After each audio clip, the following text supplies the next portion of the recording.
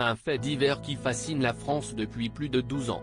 Xavier Dupont de Ligonnès, le père de famille soupçonné d'avoir tué sa femme et ses 4 enfants en avril 2011, demeure toujours introuvable. Ce mercredi 11 octobre, TMC a consacré un prime à cette affaire.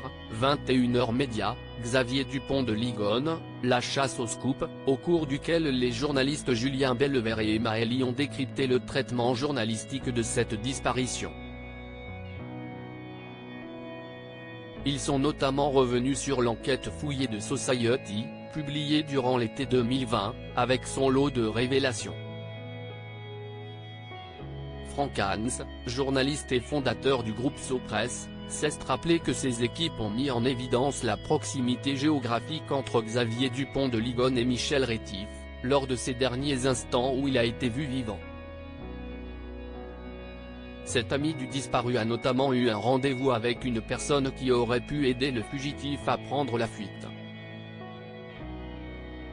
On sait que Michel Rétif a passé la soirée avec un copain à lui, Laurent Noisette, qui est pilote d'avion. Et là, on se dit que si est fou, que Michel Rétif, meilleur ami de Xavier Dupont de Ligonnès, ait passé une soirée avec un pilote d'avion quelques jours avant la disparition de Xavier Dupont de Ligonnès, à quelques kilomètres de l'endroit où il a disparu. Quelle piste étudier pour retrouver Xavier Dupont de Ligonnès? Malheureusement, cette information n'a pas pu être davantage utilisée par les enquêteurs, comme les plans de vol ne sont pas gardés plus de 3 mois, du coup tu les as pas et Laurent Noisette est tout à fait sûr de lui, il n'a pas croisé Xavier Dupont de Ligonnès, a ajouté Franck Hans sur TMC. De plus, cet ami prénommé Michel s'est donné la mort en 2018, et est donc parti avec ses secrets. Depuis 12 ans, les hypothèses se succèdent autour de la disparition de Xavier Dupont de Ligonnès. Un exil à l'étranger, évoqué par le principal concerné dans une lettre envoyée à ses proches, semble être la piste privilégiée par plusieurs de ses connaissances.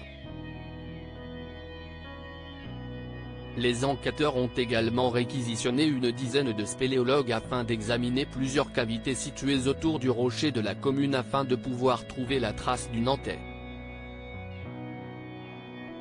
D'autres fausses pistes ont également semé le doute chez les enquêteurs, dont notamment ce profil ressemblant qui avait été arrêté à l'aéroport de Glasgow en 2019. Crédit photo, capture d'écran TMC.